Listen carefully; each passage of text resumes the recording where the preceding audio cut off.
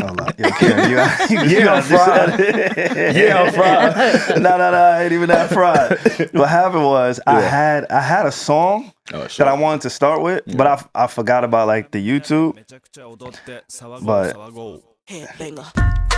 why you looked at Regi when that? Hey, that was racist. SaVon, why you looked at Regi? Nah.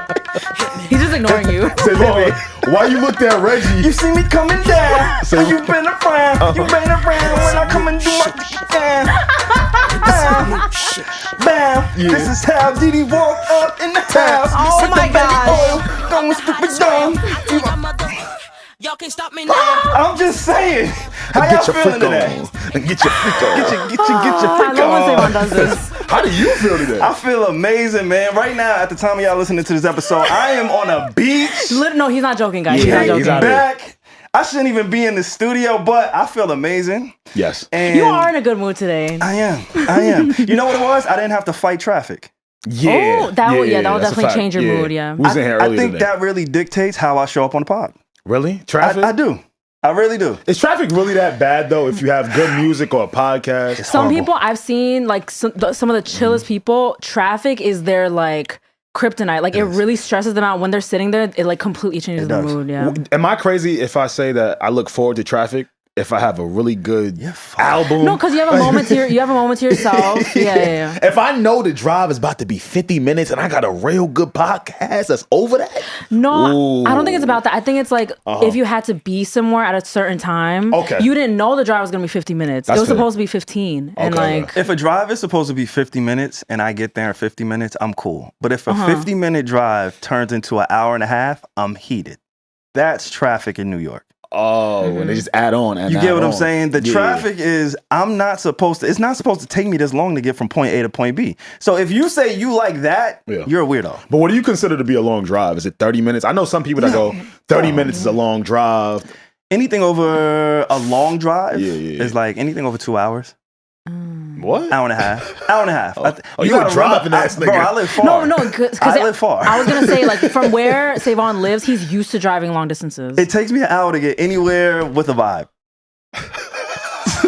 From where I live. I love the self-awareness, you know. I'm so sorry. Like, so yeah, an hour and a half, 2 hours for me is a long drive. But I didn't have to fight that today, so I feel really good. Because you left a little earlier. Or? Yeah. I left a little early. We do have some announcements for the podcast. Yeah. And the pod family. Yeah, very exciting news. To be revealed. You know, very Regi. big announcement. Yes, very big. But because of what it is that we do have to announce, it allows us to just have a little bit more comfortable commute here. Yeah. For me personally, at least. I have a question. So are you be honest. I will be honest always. Don't, No, make you yourselves seem like all jolly. Are you guys the type of people where like in the morning, if something very, very, very inconvenient happens, does it ruin the rest of your day? Be honest. No.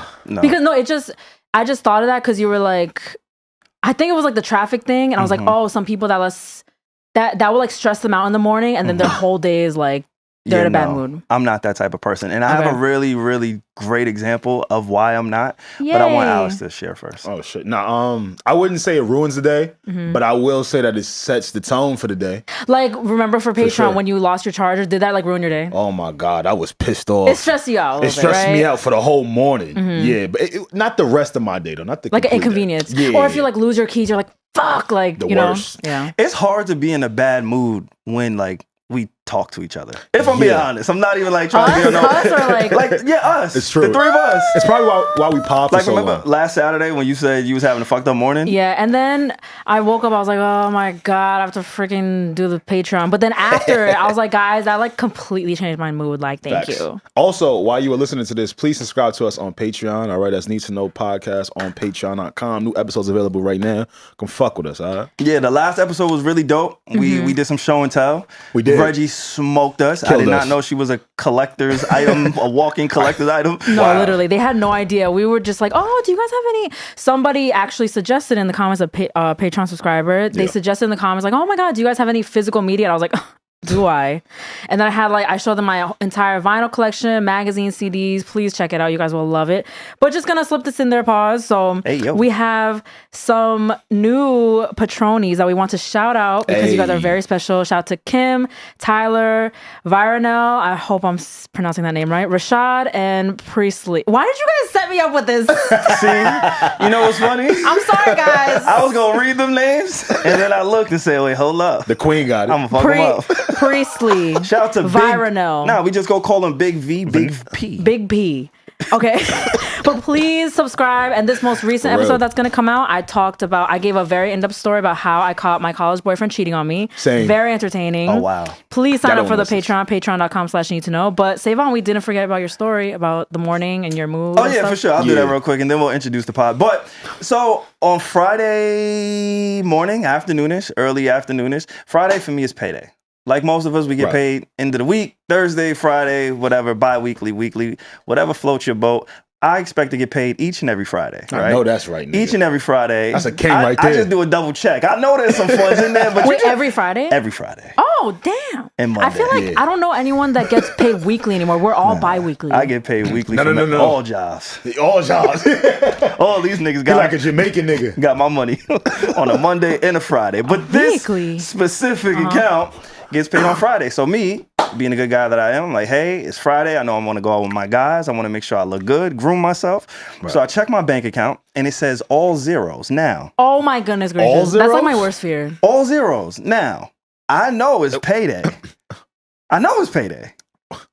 It said that the money was deposited into my account. So what is this glitch happening on my bank?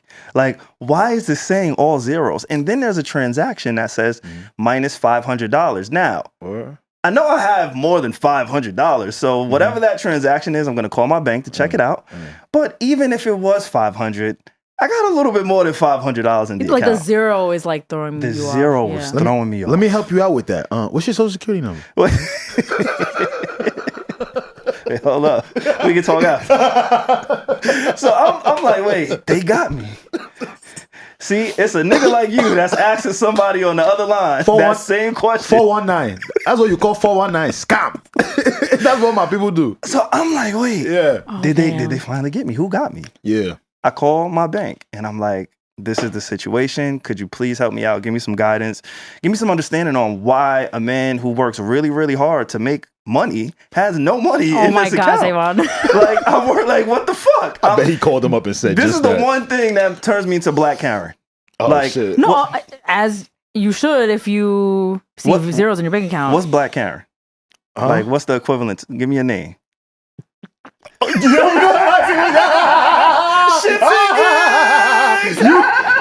You crazy. You crazy. Anyway, I turned into Black Karen on Friday. And it was because, and starting having a bad day, right? This is how this whole conversation story started. Yeah. It's because they finally got me. As y'all know, I'm not the most responsible all the time. It's one thing I've been honest about since Alex and I have been in business, partnership, and friendship. I run away from the T word. Oh my God, are you serious? But these niggas done froze my account on a Friday morning. You lying. SaVon, I won't say it. I'm not I told you so ass bitch. I'm not. You are. No, I'm not. Today, I gave you permission. Say it. Can we give them context? Yeah. So SaVon, he doesn't like paying his taxes. SaVon, what the fuck? And when he it's my money and I need it now. And when he told us, he's been very consistent. He told me this when we first met. He's like, I was like, SaVon, are you serious? He's like, they could get it back in blood. Like, he always used to say that. And for me, for little me, it was always very shocking because I'm the complete opposite. I'm scared. The IRS is my worst fear. Like, if I get a letter, I immediately start crying. I'm like, what did I do? Don't take me to jail. So when I heard that my friend has been evading his tax payments for like 7 years, I was like, it's going to catch up to you one day, sir. No, they garnished your wages? They froze the accounts. I couldn't. Wait, this is a big inconvenience. What the fuck? Major inconvenience on a Friday when everything closes at 4 p.m., 5 p.m. Now, how does one go about that? You gotta pay them. You gotta pay it. One way to go about it. Did I not say this? Like, I was trying to make new bank accounts. Oh shit! I tried to, This time is a very crazy time, guys. Yeah. So For need to know. On a Friday afternoon, discovering my bank accounts were frozen completely. It didn't stop me. I still showed up to Pod on a Saturday. Y'all had no idea. I still went out. I don't know if y'all seen the stories. Nothing gonna stop this vibe, nigga. Like, we still got a vibe. Yeah. But, things like that just can't break me. What is happening? Here, like, what is... No, I'm on the edge of my seat. Like, I paid it. On Friday? Yeah, I paid it all. One shot. Just take it and leave me alone. No, but that Come was get me next year, nigga. Wait, so that was only for this year? I don't know what year. He just paid. Because if it was, I'm like, isn't it back pay for like the last 8 years you've been doing this? No, I paid and I called the accountants. And I said, please help me. Because now we have accountants and I've got my accountant up to speed. And so everything is being taken care of. As I was in the process of taking care of these things, my accounts got frozen. And you know what I did? I called Karen. You gotta call the in-house white. You gotta call him. What is he gonna do? He white. Yeah. What the fuck? He helped me. Yeah, I bet he did. Thank you, Karen. He's like, I don't know what to do, but you're white. Help me. Get the fuck His out. tone of voice just helped. Just hearing that nigga. Oh my god. You're not gonna play with the people no more, are you? I might. Fuck it. You saw Catch Me If You Can, right? Yeah. Leonardo DiCaprio. Yeah, I'm on that game. That's you? Yeah, that's me with the motherfucking like. Just Now, come get it. What have we learned next year? What are we gonna do? I'm gonna just move it into another account. Wait, what? I don't know what that means. Straight cash, homie. I was about to say, you don't keep a little cash in the crib? For sure. No, Word, nah. not in the crib. You don't keep a little cash in the crib? No. I keep a little cash in the crib. Nah. If they find that. I keep it in somebody else's crib. I don't want nobody to come to my crib. So yeah, there's cash that's always accessible. Okay. But it's never at my crib. You ever like hid money from yourself and it was a significant amount? And then forgot? I have. No, I don't even. Hey, my friend doesn't either. And I don't even. My client. I don't even. Like, yeah. Don't speak. My client doesn't engage in illegal activity either. Absolutely not. Believe everything is legit. Don't incriminate yourself.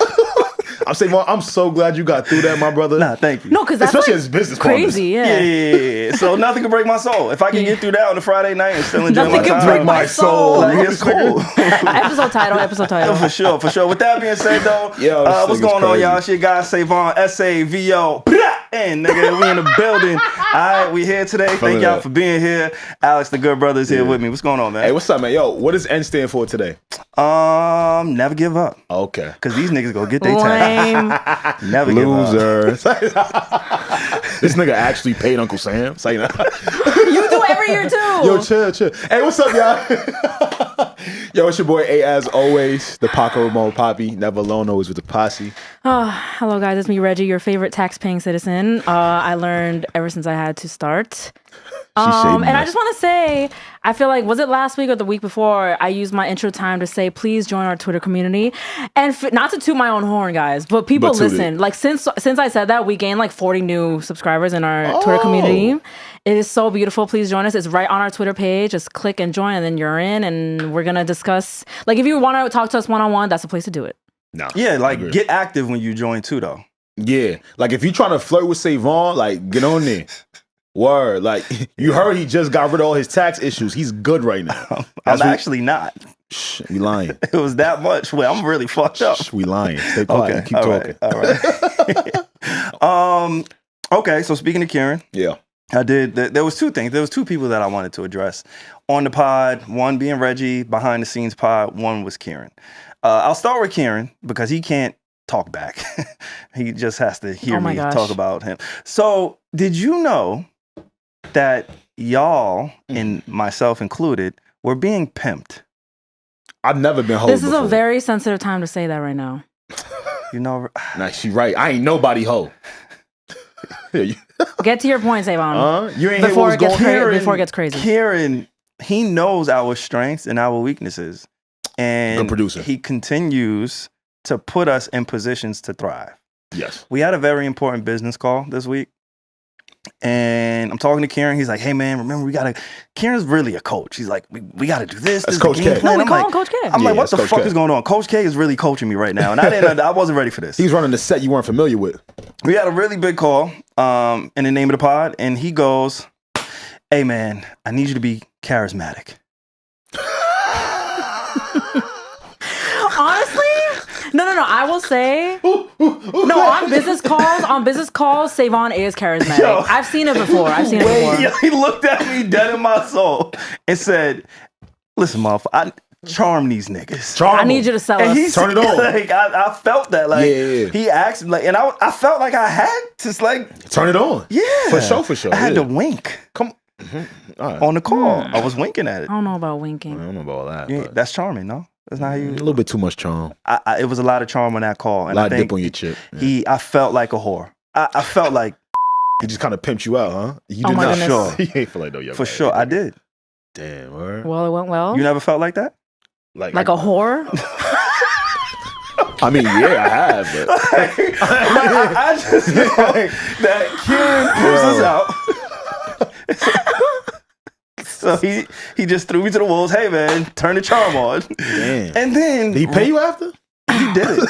He did it. He actually didn't. He actually told me, get your ass up and get to the studio the next I day. know that's Oh my right. goodness. And my dog. then the next person that I have to address, and it's not really an addressing, it's more of a welcoming. Yeah. As y'all know on this podcast, I've been very forthcoming with my intake of media in the forums that I like to use. I know exactly where he's going. Right? Some of y'all, Alex, the baddie, the resident baddie of the pod. That would be Regi. Adjacent. Because she's next to you. But no, Alex is Instagram king.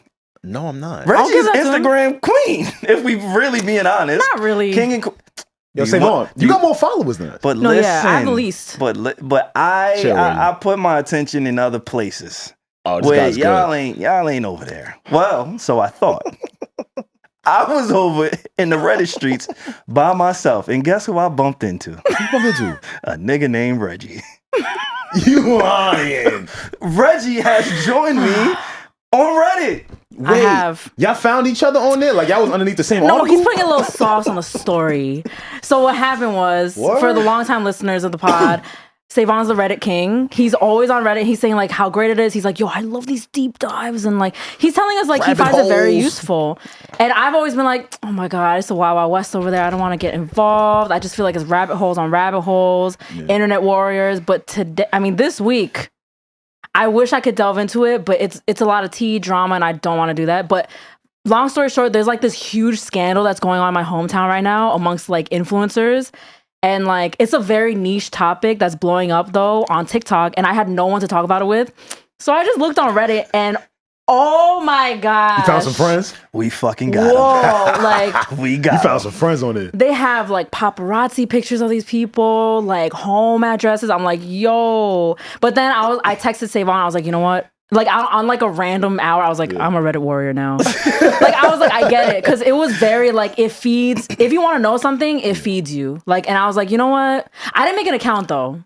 Like Not yet. I just view everything. You It don't make an starts that account. way. I don't want to start writing on it though. Like I'll feel like weird. I don't write on Reddit, honestly. You just, you just read. Invisible. Like, yeah, you just read. I don't write. People have sent me things through Reddit, and I created the account. Like, you know what? Let me stay Yeah, here. and it's easy, and it gives you I like a like it. fun, cutesy Yeah. little name. And it's like Nah, my it's shit so weird. like unfiltered. Like if I want a certain makeup product I'm or about to read something, my I'll shit. look at reviews, and they're real reviews instead of the sponsor reviews. Yeah, So that's why I like to use it as well. You get like real information from Reddit because it's mostly like anonymous. Mhm. You And get so it's real thoughts, yeah, real yeah. opinions, and Yeah. nobody feels like they're being judged. Nah. Well, you was gonna give us your name or no? I thought about giving my name, but I'd be outing myself. Oh, that is true. I forgot That about- is true. Wait, you have a Reddit account? Yeah, nah, for sure. And they assign you a name like For sure. Winky Dinky 821. Yeah. Custard Love 49. Oh my goodness. God Yeah, damn. that's how they. I'll just do Reddit Reg 123. Don't do No. no. You don't want people to know you're on Reddit. Oh, I can't do this correctly. I don't know. Yeah, you're not Has to supposed be to be something happy different. to be on Reddit. Like, Yeah. I'm the only person who proudly says I'm on Reddit. For real. That is kind of creepy. That's kind But I will of say this. wild. You wanna know what I like about Reddit? People are not afraid to give it up. I know. They're not Yeah. afraid to give it up. That's my It gets zone. crazy. It gets over crazy, there. yeah, because it's a little bit hidden a little bit, right? Word. Like Instagram, Twitter is pretty much public. For the Especially most part. around like insensitive topics, Oh, Yeah. for sure. like death. They let off the fucked up Yeah. thoughts. They let it off. Nah, they go Yeah. crazy. And I need that community. I need to know there's people that think Like you. the shit that I be thinking, but I can't say. Like, Sometimes though, SaVon's Reddit humor be coming out on the pod. Yeah, it jumps out. I can't. That's who It jumps I am. out. Yeah, then he go right back to himself. It's true. I've seen That's it. just me. But yeah, it got a little scary. It got a little obsessive. And I was like, there's a fine line between good, informative Reddit and then just like, you guys need to touch grass Reddit. Yeah. So then I clicked out and I got scared and I texted SaVon. You need another friend. Damn. All right, well, maybe I might join y'all. I mean, I'm already there. Yeah, you For there. music stuff, it'll be really fun. That's what I'm on it for. I ain't gonna lie. People send me music stuff. I'm like, you know what? Let me tap in. Yeah, it's cool. Who broke up with who? That's how I kind of knew the Diddy stuff was happening. No, it's not how you knew. No, it is. I knew there is a page for Give me a phone, man. anonymous celebrity gossip. Give me a fucking phone. And there's a lot of rumors. I wish I fucking had the page name. But yeah, like it's pretty accurate too. How you know? So I knew some of the Diddy stuff was coming before it came. Oh, so you like a prostitute. Before he was arrested? It was like a tagline. The tagline just said baby oil. And then it said famous mogul. I'm so serious. I believe you. It said baby oil, and then it said famous mogul tarnished from throwing wild parties that everybody. It was like something very overt. Yeah. In hindsight, Yeah, but yeah. at the time, You're not when thinking you about just see baby oil, you're not thinking of Diddy. And since all of that news is broke, they have a plethora of videos, not only on Reddit, Twitter, Instagram, of just moments over the years from Diddy, where he kind of probably said some wild shit, but we just digested it like it was normal. Yeah. Yeah. Damn, man. Is there anything new happening with Diddy this week? I know last week we kind of covered it. I know some people are over it, so we don't have to stay there. But actually, maybe we should answer a few questions, or maybe ask a few questions. So, What's on your mind? update on the Diddy stuff, right? Because a lot of people are speculating what's going to happen in this next phase of discovery. Yeah. Whether it be who is going to be on these tapes. Do these tapes really exist? Celebrities we identify with. Diddy's actual health and safety. All of these variables are up in the air at the time of this recording. Yeah. Is Diddy a crackhead? That's functioning crack. Yeah. Functioning crackhead. Yeah. He alcoholic. Yeah. He did admit in his video Substance abuse. he was fucked up, right? After the whole Cassie video was released. He did come out and say, hey, I was in my darkest moments. I was fucked up. We don't know. He was not specific, but a lot of people says he's been functioning on drugs and alcohol for the last 2-3 decades, whatever the case may be. But in this current phase of Diddy, we don't have a lot of answers, but there are people that I'm curious to hear from. And there are some people who have spoken out. So I put together a list of people that I genuinely want to hear from. And then we can get to Meek Mill, somebody who is has spoken out. Yeah, he has a lot. spoken. But we gotta get him a lawyer, yo. I want to hear from French Montana. Yeah. I do want to hear from French I Montana. don't know. Should I explain why I want to hear from these people? Or Yes, should I just let people? yeah. Go ahead, Coke Boys, Coke Boys, Bad Boys, Ciroc Boys, that whole all era. boys. Yeah. Naked Boys, Allegedly. Oil Shirtless Boys. Anything, yeah. Every video I've seen them together, BBC one of them had no. Boys. Wait, what? That's what they call themselves. They call themselves. You never BBC heard of Boys? Billionaire Boys Club? I ain't never heard of the BBC Club though. Never heard Billionaire Boys Club, the brand? Never heard of You heard of that, Reggie? Yes, he Yeah. was I was wearing just wearing their it last week. hoodie last week. You was wearing BBC. Yeah. SaVon, this is like a very prominent street brand right now. I Ice Cream, BBC, Pharrell. For his real. BBC and Diddy BBC might be different BBCs. You know what's so crazy? There's the most prominent news channel overseas, like across the pond. It's called BBC, Yes. like That's the true. news channel in Yeah, Europe. That's a fact. This. And every world time I is- see it, I'm like, BBC I World don't News. know, What are you guys man. What are you doing with that? BBC TV. Well, Yeah. French Montana. I want to hear from French. Obviously, he was real close with Diddy over the years. And not only do I just want to hear from these people, but I want to salute Ice Cube. Have y'all seen Ice Cube lately? Have you heard from Ice Cube lately? No, just has he made a statement? Okay, y'all. I'm gonna pick something up. I'm gonna pull something up, but But I also have someone that I want to hear from. But after you're done, No, can we keep take going. turns? yeah, go. Oh, for okay. it. While we're pulling it up, I don't know, but guys, I know we're not going to hear from him though, because his image is pristine right now, especially this year. But I don't know. Usher has infamously, like lived at Diddy's house when he was young, 14, like coming 15 up. years old, yeah. So when I say this, I'm not saying Usher did things, but like he was right there while at the peak of this, Hey, the peak of the freak offs. So I just want to like he was. I'm looking to hear from him. I ain't gonna lie, Reggie. When I seen the clip of Puff and Diddy saying they was waking up together and wrestling over Frosted Flakes. I want to hear from that nigga too. Bring him to the podium. Like, bring him to the podium. I don't know, because just seeing him now and like how he has navigated his career, like what happened in those days, you know? You know what happened. I'm glad you mentioned that, because a lot of the people that I'm going to mention, this is the energy that I want to hear from them. 40 years rocking the mic. This is Ice Cube. You still killing it, goddamn. And I'm gonna tell you right now, me and Dub C ain't never been to a Diddy party, motherfucker. It's recent, right? You ain't gotta worry about us on them motherfucking tapes. Now check this shit out. That's all I want to hear from some of the people who's been linked to Diddy. That's like, it. Just a quick little. That's it. Or I was there, guys, but I didn't stay past 2 a.m. Yeah, because Cat Williams specifically said he's like, at a certain time, that's like the cutoff. People leave or you stay and you know you're staying for. Yeah, you know it's a freaking and on and going on. Damn. I want to hear from Foxworth Bentley. Oh my God. I'm sorry, Farnsworth Bentley. Yes, I want to hear from Farnsworth Bentley. He was Diddy's executive assistant at one time. He helped him on making the band. Helped him on a plethora of other things. I know he's married now. He has children. He hasn't posted in some months. I guess maybe he got like the tip, like, yo, shit about to go down. You might want to get low. Definitely got the tip. I want to hear from Mary J. Blige. Auntie. She just announced a tour. Auntie. We're going to stay away from the tour. Because Mary and Diddy are like best friends. Mary's first album, that is Diddy right there, yo. I'm not talking about anything sexual, y'all. I mean, like, literally the assistance of Diddy. Like musically. Yeah, musically was all over that and over the years as well, yeah. She just announced a tour. I want to say it just got announced this past week with Neo and Mario. Oh. Yeah. Great tour. The tour? Yeah, the tour. Wow, they're going on pretty tour. crazy. Oh. Pre-sale tickets. I'm thinking about going. Maybe we go as a group, guys. We go, you know what I'm saying? Gotta support the OGs. Yeah, gotta support the silence. Now we gonna make noise.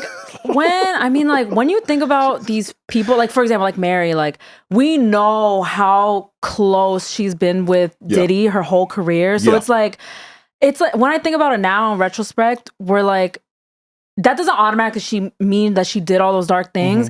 But at the same time, like she knew, because everyone knew in the industry. Everybody knew. Every A-lister knew. So it's like, what role did she really play in it? Or people like her, not just Mary. But I'm just like, bro. So this is another clip, and then I want to get back to the list of people I want to hear from. Kids have like an hour left.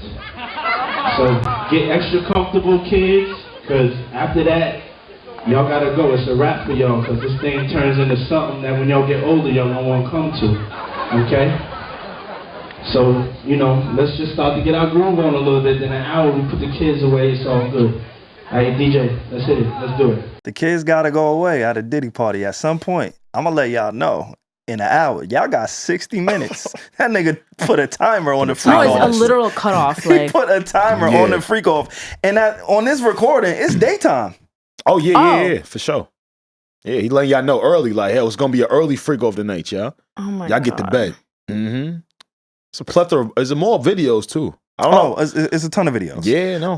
Who else do I want to hear from? I remember I seen him on appearances of Ellen, and he just mentions, how crazy his parties get, or how maybe one day they might lock him up for his parties. It's like, though, you really manifest. And then there was another, because all these things are resurfacing now. He did an appearance on Conan in like 2002, where he was talking about like how to throw a perfect party. It was like, don't have no air conditioning, have locks on all the doors. Like, it was just this nasty shit that he was saying like on national television. And it's like, he just said it like clear as day. And now it like, we know exactly what he was talking about. But back then, we were just like, cool, that's just Diddy being Diddy. Like, right. I want to hear from Machine Gun Kelly, who was a Bad Boy affiliate, I think a signee at some point. Oh, really? Forgot about MGK over there. Yeah, me too. MGK was a Ciroc boy. Yes, he was. What? Yes, he was. Yeah, Where MGK, was I? He was a Ciroc boy. He was a Ciroc boy. He's also dating Megan Fox. Very prominent, beautiful woman in the industry in Hollywood. She's been associated with Drinking Blood, right? Drinking Blood and Satanic rituals, so to speak. Hollywood rituals, right? Him, NGK, her, all that kind of stuff. I just want to hear from certain people who were openly close to Diddy, promoting Diddy, praising Diddy over the years. I want to hear from Mario Winans. Oh, shit. Because I do want to know. I want to know. That's Joe. But I don't want to, like, I do want to know. I want to know what Mario Winans thinks. I want to know what happened with Mario Winans, right? Like, he had one of the biggest songs back, one of my favorite R&B songs of all time. Honestly, easily a top 20, 25 R&B song of all time. And I just want to hear from him, right? Like, shout out to Art of Dialogue. I think they do a great job over there. For sure. Of talking to certain people, certain figures around the Diddy camp. Gene Deal. I see him talking to some band members, former band members from Freddie P from Making the Band, right? Yeah. So there's just certain people that I personally want to hear from. Yeah. Mario Winans being one of those people. And also, last but not least, I want to hear from Rick Ross. Rick Ross is always visible. Rick Ross is always vocal. There's a ton of videos of seeing Rick Ross and Diddy together. When Rick Ross first bought his home, this fucking monumental home that he has now, Diddy welcomed him. And, you know, they seem to be close. Did y'all see Nicki Minaj? What about her? Nicki Minaj seemed to do like a 180 on Diddy. She no longer fucks with Diddy. And I like that she's standing on business. She's open about it. Like, yo, fuck you, fuck Diddy. Yeah. But she also had a relationship with Diddy. Everybody had a relationship with Diddy at some point, right?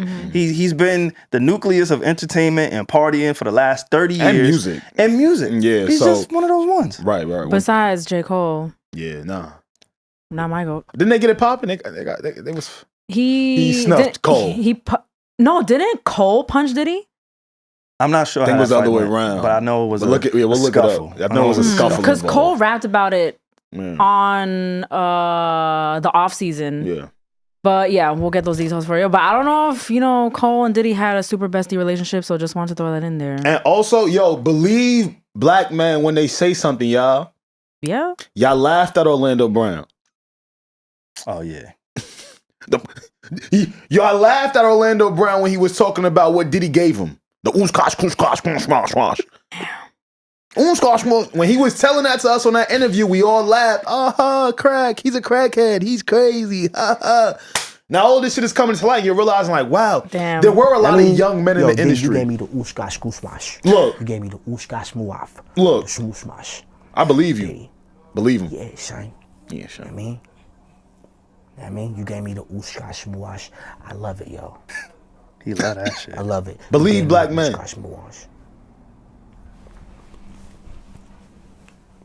Okay, he looks like he's in deep thought. The thing with Hollywood is, man, it's the land that you come to make dreams come true. Dreams. If you're not this music coming is with always an idea like to ominous. the land, ain't nothing coming true. Can someone come to Hollywood and not do drugs? Yeah. And be successful? Oh, hell yeah. Just making sure. Hell yeah. Hell yeah. Just making sure. Hell yeah. That's easy. It's not a requirement. Bro, the requirement is you gotta say no to Diddy. We laughed at him. If it's new booty in the building, you know he gonna get it. Don't take your girlfriend to a Diddy party. Nigga, you can take the bitch, but he wants you. He ain't worried about that bitch.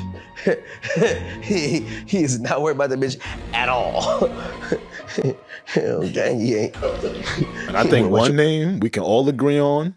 We want to know what Justin Bieber has to say. Yo, oh my God. I was deep in TikTok because people were like doing deep dives on his music videos and songs. Like Justin Bieber has been like telling us this whole time. Like if you rewatch his Peaches video, sorry, Yummy video, like it was like explaining everything that he went through as a kid, but he was trying to tell everybody what he was going through, but no one was paying attention. Because it was a slap. We wasn't really paying attention. Yeah, you got that Yummy. But oh my God, it's really so sad. Wait, he was... Nah, Yummy wasn't about his Yummy. Well, at least the music video was. No, not his Yummy, but just like the way he was taken advantage of. Really? Yeah. I never gotta do that deep analyzed that. dive. Yeah, me 'Cause too. Reddit probably got a crazy thread on it. I didn't SaVon. put two and two together that song was about that. It was a Girl, traumatic. you really got that sad. yummy, yum. Yeah, he probably went through so much trauma, but I want to. He also attended the Diddy boot camp, Diddy Bad Boy boot camp. Same one Usher went to. Yeah. And who was the one that found Justin Bieber? Usher.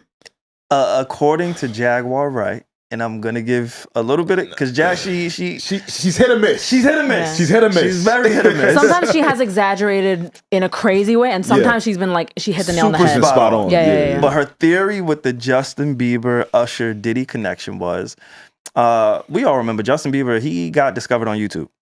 He was an internet sensation, young white kid, super talented, super vocals. He had predatory parents who identified his talent really early, and they wanted to get him out there. As any parent kind of do want to exploit or expose their child to success. And his voice, he was fucking talented. So the story goes, and I'm paraphrasing from Jaguar Wright. This is not my story, but she said that Diddy was trying to get in touch with his parents and his management as when Justin Bieber was a child. Mm-hmm. Justin Bieber's parents did not want to do business with Diddy for whatever reason. She didn't explain why. She just said he attempted to get close to Justin Bieber and they said, no, we don't want to work with Diddy. So Usher decided to take Justin Bieber under his wing. Pop star, R&B, singer, dancer. It made a little bit more sense. So the parents was like, you know what? Let's do it. We trust Usher. This is the direction we want our son's career to go in. So boom, we're going to give Justin Bieber to Usher. We trust Usher. And Usher may burn. Served Justin Bieber up to the Diddy boot camp. This is all according to Jaguar Wright. And if you are, if you put the pieces together, it could make sense if it is true. But he is somebody I would like to hear from too, but I understand why we may not hear from somebody like a Justin Bieber in this situation. I see some clips from like the early 2000s or not the mid 2000s when Justin Bieber's career was really at its peak. Mm-hmm. And you just see these clips of him and Diddy, and Justin Bieber looks squirmish. Mm-hmm. He looks uncomfortable. Diddy asks him questions like, hey, Playboy, we ain't really been hanging out. When the next time we gonna hang out? Justin Bieber is just mush mouth. I got a new number. Yeah, he asked maybe him for his talk to my number. management, and then maybe they'll give it to you. Like, he's literally stammering over his words. He looks scared, and you think to yourself, you go, "Damn, what kind of experience did you have with him for you to be dealing with him like that, man?" Mm-hmm. And also just overall, like when he's like at these industry events or accepting awards as literally a 15-year-old on stage, like you just see people just right there out in the open, like really like violating him, like touching his body, like stuff like that. It's just so sad, Like Pink. Justin. Yeah, I think that's what I'm referring to. Yeah. Pink. When she like kissed him. She kissed him on stage, and Come he on, was Pink. visibly uncomfortable. He was like, ugh, like visibly uncomfortable. And you know what she did? She must have been hacked by the same people that hacked Usher, because all of her tweets got deleted in the same week that Usher's Twitter got deleted. Coinky dink. Coinky dink. Damn. I mean, I feel them. I did a Twitter sweep too, so not recently, but like before. But blaming it on the hackers is like Shannon Sharpish. Oh, Usher did. He blamed the hackers for deleting his tweets. Yeah, because I think it came back. Yeah, he said he got hacked, and I've seen mad hacks. Like, remember when Offset got hacked? Oh, lick my balls. He said nuts in my mouth. He got cheated. So stupid. Like remember Offset? Like, that's the type of hacking I'm used to seeing. When somebody gets hacked, like you just say some outlandish things or threats are being made. I've never seen a hacker say, "Hey, I'm going to hack this account." And then I'm going to delete everything on the page that I just hacked. That's the worst hacker ever. If I want to hack an account, I'm going to make it sound like it could really come from you. Now you got him. When you just say something that's just absurd enough, but maybe could just be true enough for someone to actually like believe it. Oh, yeah. That's what I would have done with my So pals. Pink and Usher both got hacked in the same week. Yeah. And all of their tweets disappeared. Just interesting to be seen. I also want to salute, in addition to Ice Cube, I want to salute to Leonardo DiCaprio if this article is true. We are the Need to Know podcast, so I am going to credit this source, and it is the Daily Mail. Okay. DailyMail.co in UK. So I didn't see this reported anywhere else, but I started to look at the frequency of guests coming to these parties. And now, just because you attended a party doesn't mean you are automatically a freaky person. Implicated in freak-offs. Like, we're not that dumb. We're not that, That's what I want naive. social media users to understand. Like, Just because you attend great parties, and this is somebody who has thrown, apparently, great parties for decades. Like, we've all know, his brand is partying, right? It is. So, just because you went there doesn't mean you was taking part of freak-offs. But in this article, Leonardo DiCaprio breaks his silence on hanging out with Sean Diddy Combs as pictures of him emerge on the internet, right? There's also a video of Diddy saying, hey, the #1 guest on my guest list to my parties is Leonardo DiCaprio. Now, when Diddy says you're his #1 guest, you got to speak out against that. That doesn't look too good. It doesn't look too good. So, Leonardo DiCaprio, his team wanted to give a response to the freak-offs, okay? The freak-offs is important because they didn't deny having a great time at parties, but they did deny going to the freak-offs. And quote, A-lister Leonardo DiCaprio has not been in contact with Combs for years, saying he has never attended a freak-off and has nothing to do with this case. Leonardo DiCaprio has also said he has absolutely nothing to do with any of this. He attended a few parties back in the early 2000s, but literally everyone did. He has cut off contact with Sean Diddy Combs over the last few years, and he wants to emphasize they were not freak-offs. They were big house parties. Leo was at the start of his career at the time and has moved past partying in this way. He did not attend, again, a freak-off. Hey, I mean, at least, that's more than a lot of celebrities are giving us right now. He gave us a statement, so they know they got to get some statements out. Yeah, but he's the only one that did it. Leo's amount of stardom, he has to address something. He has to talk to anything. I also just want to say that apparently Pink cleared out her tweets back in February. I just want to say that just so we could say that we said it. Oh, so, for sure. Also, here at the Need to Know podcast, we try to cultivate music conversations, right? Maybe try to jolt memory a little bit here. And something we did so well here not too long ago, we kind of helped our good friend Mandy just remember who Meek Mill was. Even if she didn't leave the podcast. She wasn't convinced. She's still not convinced. But it's all right. I talked to Mandy last week. She's outnumbered. She's outnumbered still, right? But we tried. And the internet saw that we tried, right? I started a whole campaign of people actually like sticking up for Meek and remembering what he actually brought to music and the rap, etc. It took him 24 hours to reverse the cleanup that we set up for him. Here on the pod. It took him 10 seconds on a tweet. We gave him a full runway for a comeback campaign. Full runway, right? We had thousands of people vouching for him. Internet was on his side again. And then what happened, Alex? He felt invigorated. And look what he said on Twitter. Quote, I want to hire an investigation team, 100 cash to find out every specific detail involving Meek Mill name the Diddy case. ... I also want them to look at who is powering the media involved in Meek. Anything to do with Buddy, something not right. Diddy. I called the nigga Meek Diddy, my fault. Could have called him Diddy Jr. Meek, we saw the matching outfits with you and Diddy. That's why I said that, by the way. Because they was twins. That's the only reason why I said Diddy Jr. No, you're right. No, this tweet is outrageous because I know people have been mentioning Meek in this Diddy case, poking fun at him. Yes. But because he tweeted that, now it's accelerated and people are quoting that tweet with videos of him and Diddy partying in the dark. Meek. He didn't need no investigator. All he had to do was ask us. We see you. Do we remember the clip of him in the pool and Diddy outside of the pool recording him? And he's recording Meek Mill. He looking down yeah, daddy. I'm proud of you, daddy. Go ahead, SaVon, you got right there? Oh, shit. Man, you doing it, man. You deserve it, daddy. You putting in that work. Proud of you. I love you. Now, mind you, if you looking at the clip, it looked like Meek needs some IV drip. It looked like he's pressed for, it looked like he's tired. Somebody said he had to dip his ass in the pool to cool it off. That's fucked up. This is scary. That's what they said. No, because these are funny jokes, but What if they're like really true? And in that video, Meek is like recovering from like a horrible freak off night. Like that is so scary to me. Like, and it's well, admit it. Just let maybe he was freaking off. Wait, maybe he genuinely doesn't remember because he was like, well, I'm not gonna say he was Fucked drugged, up. but like, what if he genuinely does not remember the shit that he does? Like, that is scary. Well, they do say at a lot of these type of parties and events, the blackmail comes from people, you know, messing with you, drugging you, whatever the case may be. You do things that maybe you wouldn't have done in your right mind.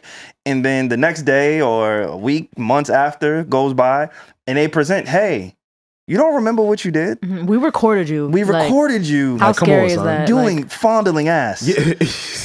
Right? Like, so you, and I'm not putting that on Meek, but I'm just saying in general, that's been like, you know, some that happens of the to a lot of people. Yeah, that's happened like before. for him to act as if he had no tie, no relation to Diddy over the years, and we the crazy one is like, Meek, we saw it, bro. That's gaslighting. That's gaslighting, bro. I'm not saying that you, again, like, you were involved in direct freakos, but if someone is asking names the same way SaVon and the rest of us here are asking names, we'll put you on that list too. We want to speak. We want to hear what you got to say about it.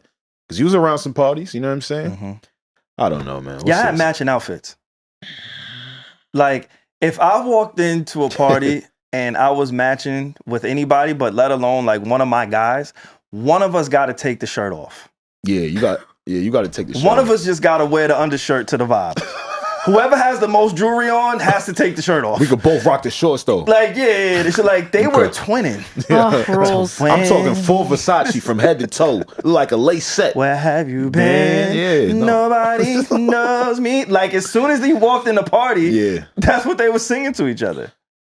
So yeah, Meek, crazy times. You can't gaslight us, man. I'm sorry. If you had nothing to do with it, just say, hey, man, I didn't do it. Yeah, I didn't like, freak word out. it a little better. I don't. Like tell us you know what we're talking about, right? Facts. Tell us, hey, I see what you all see, but I was not a part of those activities. Diddy, we had a business relationship. This is all that I know. I know him to be this, and this is what I've seen. Exactly. I didn't freak off. And that's it. End scene. That's literally what Leonardo DiCaprio's statement was. That's it. End scene. Yeah. Ice Cube, he gets on stage. Dame Dash, he has said vehemently, I don't freak off. Mm-hmm. I ain't been around. I gotta worry about dental issues. I gotta fix my taxes like I'm fucked up in the game right now. I can't freak off. Just say, I didn't do it. There's a lot of people. I know J-Lo's name's been out there. It's a lot of names, man. J-Lo's kind of tied to the situation. It's a lot of names. Sean shooting. I'm gonna. The one thing I will say is, obviously there are victims in the situation, and there's a lot of jokes to be had, a lot of jokes to be made. But we've seen how Jeffrey Epstein's life ended, and this is very reminiscent of the Jeffrey Epstein situation. Powerful people being tied to one person who has a lot of power, a lot of control, a lot of equity in this game, decades worth of potentially incriminating evidence. Yeah.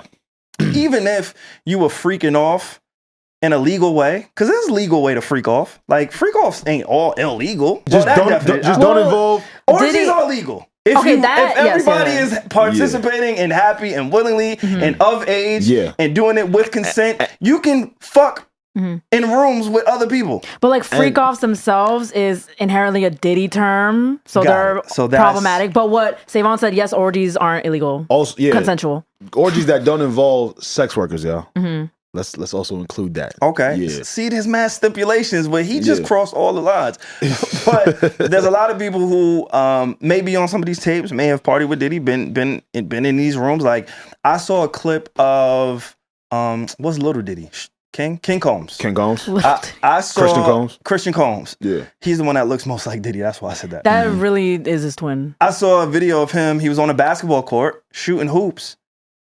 And at the end of the courts, king-size beds came down. I saw that too. That's at the Palms in Vegas. That's not Diddy's? No, that's not Diddy's. That's at the Palms in Vegas. Yeah. Okay, fact Regardless, check. and I'm glad you checked me on that, but that's still bad for the brand. Because that video looks crazy. But what you are correct about in terms of beds, he did own a 50-foot bed in one of his backyards. I don't know if it's his LA home or his Miami home. And it's literally a 50-foot bed in the backyard where you could probably fit 200 people in that motherfucker if you want. Maybe 100 people in that motherfucker. Like, that's crazy. That's massive. Yeah, man. I want to say, hold on, one thing, but a Homeland Security agent has said that, you know, and he knows a lot about the Diddy case. I guess he's in the investigation. He said this whole Diddy situation is as bad as Jeffrey Epstein's situation. I believe it. A Homeland Security agent said that. So imagine how vast his crimes have gone and that we don't even know yet. Because, like, so is he gonna, I'm sorry, I'm not like the legal expert here. So I know there's an indictment. It's literally a 14-page indictment. He has charges. But, like, now what happens? Is he gonna, like, go on trial? We're gonna witness a trial, or? He kind of has to wait for trial, or if they present a plea. So, like, more parts are gonna come out. Oh, for sure. We are just in the introductory steps of all of this stuff, man. Like, more people are gonna be revealed. More events are going to be revealed. This is the very early stages of all of this. If anything, him and his lawyer are just trying to get more abreast on what the prosecution knows. What they know, yeah, so they could kind of go forward with that. But yeah, we're going to see much, much more that involve a lot of our favorite people. It's so crazy to me to think about the situation, because the lifestyle that he has sold to us for so many different years, so many decades, to know what being behind bars consists of. Yeah. Right? Like, I saw another video, because at this point, all videos are resurfacing of him in different type of ways. There was this one video where he was getting his hair cut and he had a barber, and he was bragging about, my haircuts cost $1,000. My haircuts cost $5,000. I got to get my haircut every hour on the hour because I'm just him, right? Like, on some real bullshit. Like, I'm Diddy. Diddy was synonymous with lifestyle. Luxury. With luxury. Fly shit. That's just what it was. So to go from that to being humbled and stripped of your ego, of your assets, of your notoriety, of your accomplishments to a degree, everything is tainted at this point. To go from the $18 million mansions and private jets to a cell, psychologically, it has to be doing something. And he's not gonna get back out soon because his bail was, like, denied, like, flat out denied. So he's staying there. Like, I guess he thought even if he was arrested, I guess his team thought, like, oh, he's gonna be on bail anyway. We're gonna offer everything, the passport, seize all the passports, but it didn't work. Yeah. So and from what it looks like, he did everything to prepare for a moment to say, hey, I've been a good guy. Yeah. I've been a good guy. Cooperating. I've cooperated with you all. Yeah. I want to come home. Like, I did. I'm gonna give you everything.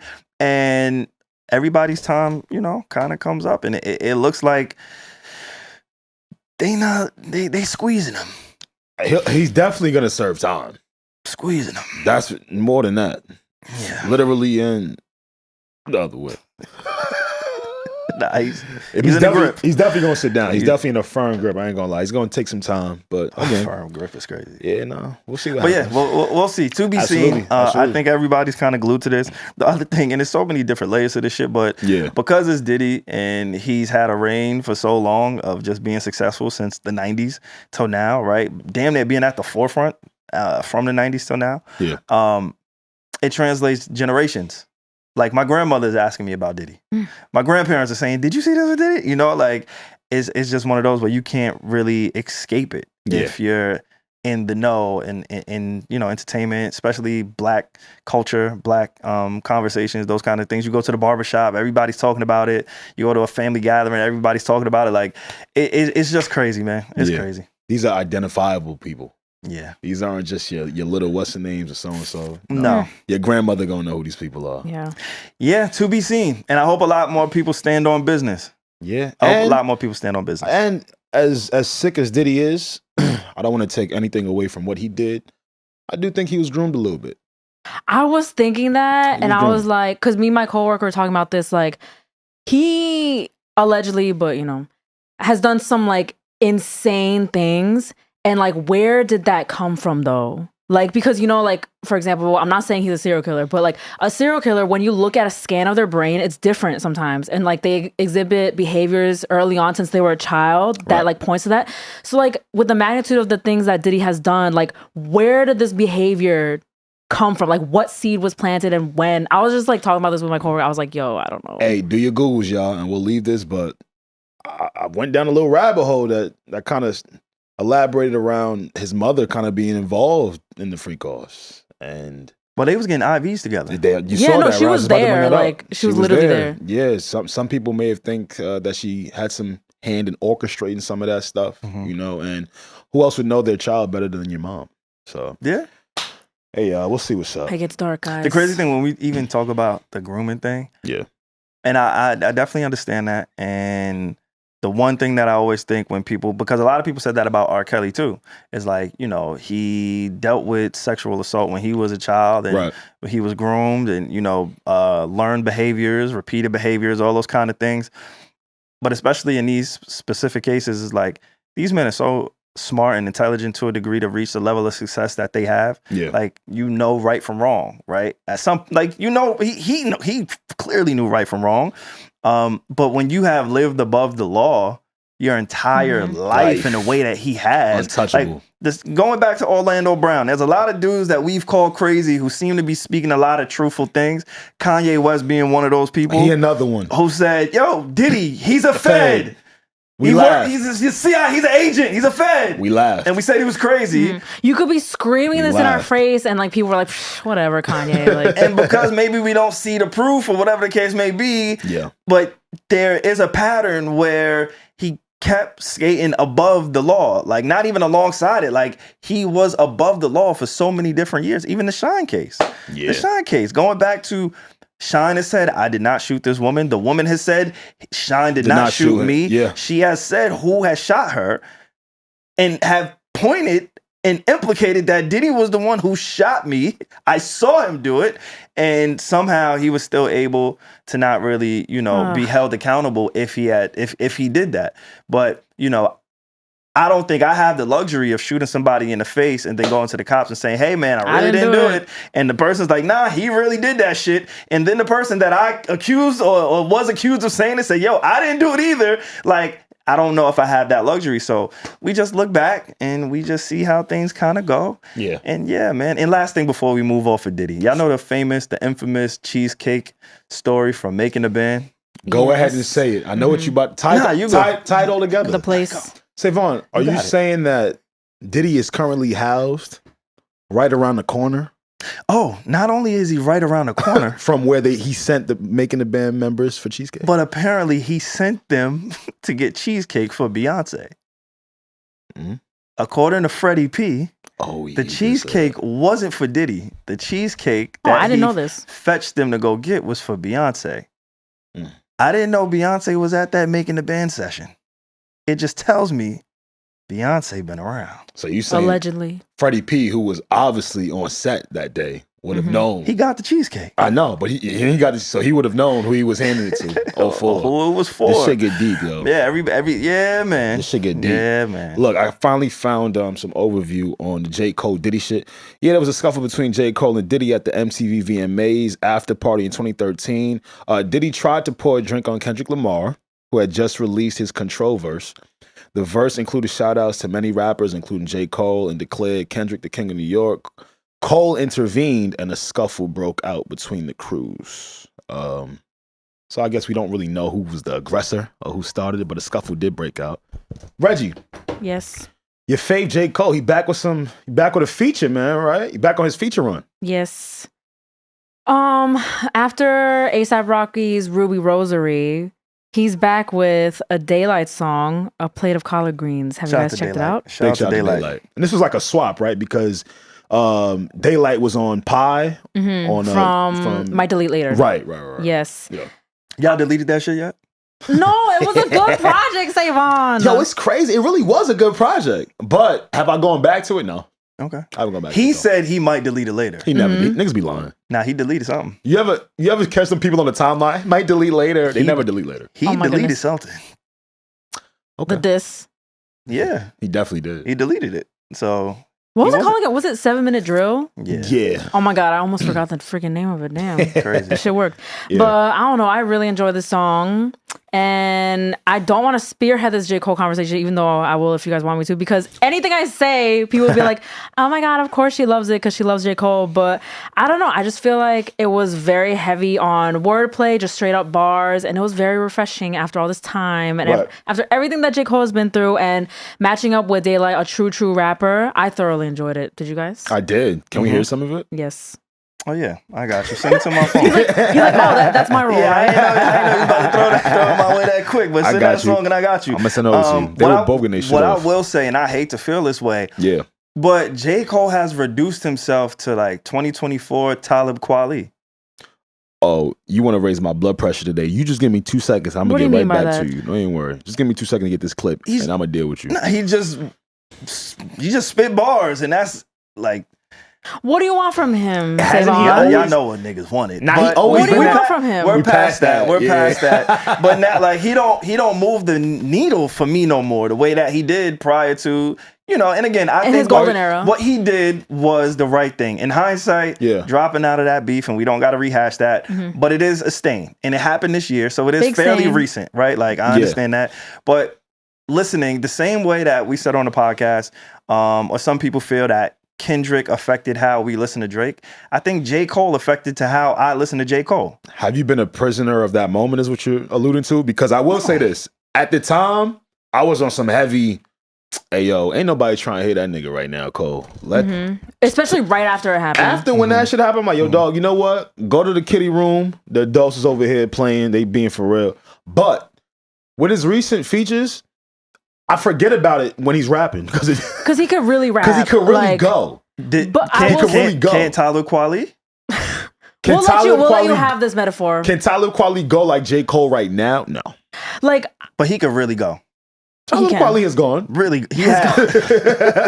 He's gone before. He's gone before. But like, I will say, I thoroughly enjoy this new song. Like, if you really listen to it, like it's like elite, like it's like very pristine rapping. But what the Kendrick and Drake beef did, and like how J. Cole acted, listening to his music now, he does have some moments where. In songs, he's like, yo, I'm the shit. I'm like number one. Like those, like for at the end of Applying Pressure, his song Applying Pressure, like he goes off like, yo, they can't do it like me. Like that type of stuff from J. Cole sounds crazy now. I'm like, Cole, you couldn't even like stay in this rap battle. Like that definitely sounds different listening to him.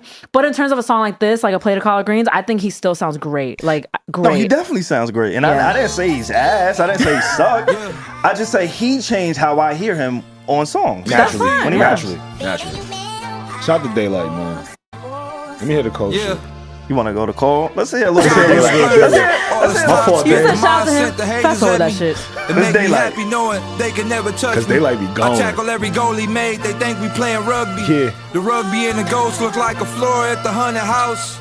600,000 on 200 acres. I know it hurt him bad. Paparazzi peek, we close the curtains. I know it hurt him mad. Yeah. It's like a verse that the pastor gave from the pulpit. They mad adore me, but I ain't here for the bullshit. Never stress who they gon' bless today. I knew I'd get a meal. I came from Section 8, ain't stressed the plate. Yeah, the rest is greatness. It's history in the making. His story he making. Take it to the fact that we was... All right, so we see the direction that this is going. You saw where he took it. I seen where he took it, for sure. You saw where he took it. Now let's go hear what Cole talking about. He set the tone. Set the tone. Deep down I hated Halloween with all that I have seen. Who needs another way to cause a scream? Dangerous as the king of pop. How well they spin your block. No moves, minimal, smooth criminals. The whole gang doing insane amount of lean. This ain't prescribed cause there's no doc for pain they harboring. Some pray to God but it's odd cause Satan's catered all their dreams. Spiritually malnourished, dehydrated. Now they fiend for truth in these flows. Food for their souls to make it all serene. Well, here's a plate of collard greens. He's so nice. I love hearing him rap. He's I really so love nice, bro. Like, and maybe Talib Kweli is crazy because I ain't never threw that nigga on. I just know he's nice. He retracted his statement in real time. Wait, hold on, that shit. Hold on. Why you did that shit? Oh, now you want to listen? Oh, now you insane amount of lean. This ain't prescribed because there's no doc for pain they harboring. Like, he's so nice, bro. But like, it just hurts now because you put the glass ceiling on yourself, and maybe I'm just being immature. But if we just talking from like being fans, no, that was Cole a big moment. Still, Cole is still Cole, and we can't take anything away from him. But I know initially, whenever I hear or whenever I see J. Cole's name on the features, like it's just jaded. I feel that. Can I say that? Absolutely. Me too, though. I don't want to completely reject what you're saying. When he says on that song, "Dangerous like the king of pop," what do we think about when we hear that bar? I heard Michael Jackson. Who has been calling himself Michael Jackson? I know. So a lot of fans immediately thought that J. Cole was referencing Drake. his pal Drake. I don't know from your guys' timeline, but my timeline, people are split. Half of the people are like, guys, like he's not fucking talking about Drake. This whole thing was a setup for a bunch of Michael Jackson references that he slipped in there. Like there's a lot of them within those few bars. And then the other half is like, no, he is alluding to Drake. Drake always calls himself the king of pop. Like guys, and the rap beef just recently happened. I don't know, it's half and half. You want to know what gets me upset with rap fans? They think that rappers are fucking stupid. And I think people who really enjoy like lyricism and a story, and especially someone like J. Cole, yo, bro, they can read the room. And if anything, if he's insinuating a king of pop and he keeps getting at it over and over again, him of all people knows that Drake has been calling himself the king of pop. So, I mean, it wouldn't surprise me if he was taking shit. Like I said, one of these episodes, we were just trying to figure out the relationship between him and Drake now, right? Like where do they stand? Where do they stand now, right? We saw when 100 Gigs released that Drake threw a meme at J. Cole, right? Like, there's been moments as of late when Drake goes, Cole losing sleep, nigga, it ain't me, right? Again, we haven't seen them together publicly since, right? But but it wasn't like Cole losing sleep, it ain't me. Like that wasn't like a shot. Like he was just referencing what happened in the beef, and then this as well. Yeah, Dangerous as the king of pop. Like yes, Drake calls himself the king of pop, but like other than that, what makes this like a slight? But it's like this, right? If I know my homie can't fight, and he runs away from fights, that's still my man, right? If I'm still gonna be cool with him, I would understand who this person is as an individual, right? So for me to be cool with that person, knowing that they don't want no issues, they don't want no problems, and say some shit like, yo, this nigga right here losing sleep, but it ain't me. That's a slight. It's a slight. Okay. If that's your homie, you don't slight him like that. Yeah. And not in that moment. Not in that moment. Definitely not in that moment. Not in that moment. To this song, also, just to kind of add another layer to it, Daylyt was very vocal during the Kendrick and Drake battle. Yes, he was. Daylyt is also somebody who plays into the internet. Right, he's a troll. He's an open troll. Definitely well connected. So far back connected, even with some people speculating that he may have wrote the back-to-back disc for Drake. So Daylyt, his pen is nothing to be fucked with. He's definitely established. If you see a J. Cole on a track with somebody, obviously that's a stamp in itself. But Daylyt is him in his own right. You know what I'm saying? He may not be as mainstream, but if you keep up with hip hop and rap, you know Daylyt. And Daylyt is one of them battle rappers don't want to see. Oh, and he is affiliated with Punch. Yes, TDE. Punch, TDE. They're in a group together. Kendrick. Yeah, Punch and... okay, you guys are convincing me. See what I mean? And I don't know. I'm not even trying to convince you. Hearing y'all's input just made me kind of think, oh, okay, would this make sense? Daylyt would be the person who allows J. Cole to speak freely, a sub freely, if it is a sub, right? I don't see somebody like a Daylyt trying to protect his relationships with a Drake, or trying to say, nah, man, you probably shouldn't do that. Like, there's other rappers, if J. Cole or if anybody wanted to diss a op on a song, you might pull that off. Like, nah, maybe that's not really the one. I don't want to be involved in that. But if there is an open floor for somebody to take shots in this way to that artist in this scenario, Daylyt is like the perfect person for that. And Daylyt was featured on the project, once again, was featured on the project that featured 7 Minute Drill, where J. Cole is getting this shit off about the rap beef. So I don't think it's too far off if people... It's not too far off. I guess I was just like distracted with like how within, I think it was like 4 bars or I don't know, in that section of the song, J. Cole literally fit in so many clever Michael Jackson references. He was like, who needs another way to cause a scream? Scream is MJ's song with Janet Jackson. Dangerous as the king of pop, pretty on the head. How well they spin your block, no moves minimal. The no moves minimal, I don't know if I'm dragging it, but I feel like that was a reference to, you know how Michael Jackson just stands there and people scream their heads off? Yeah.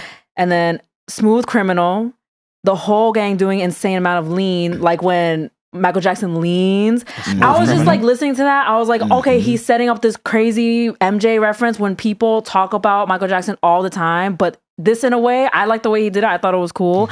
And so I guess he can be talking about Drake. I would say that's even more of a reason for him to be as elaborate as how he was, right? To do it well. In the beef, we saw Kendrick and Drake say, "All right, nigga, I'm Prince. All right, I'm Michael Jackson."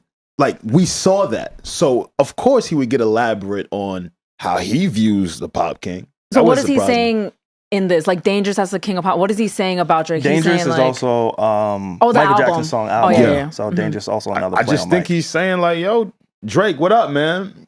I don't know what our relationship stands today, but you know what my pen is like. You know what? You know what? You know? Now that you just said that, I'm jumping completely off the ship. Oh shit. There's no way that he's throwing the sub at Drake because he's already said, I don't want no smoke. Yeah, so that's why I asked. Like, this is a genuine, hey man, I'm a fan, I'm J. Cole. Yeah. I don't want no problems with anybody. I just love Michael Jackson. There's no way on earth that he is subbing J. Cole. But I mean, he's subbing Drake because he doesn't want problems with anybody. Yeah, I feel what you're saying, but if I'm J. Cole, right, and I'm coming off a first-person shooter with Drake, and a lot has transpired since that's exactly what I was gonna get to, right? Like if I'm J. Cole and we did first-person shooter, and it caused so much of an uproar, right? It caused so much of what Kendrick Lamar responded back to, right? And then I see how Drake responds to not only the critics, the world, and Kendrick Lamar about me being J. Cole. Yeah, man, maybe I don't want no problems, but I can feel slighted as a man.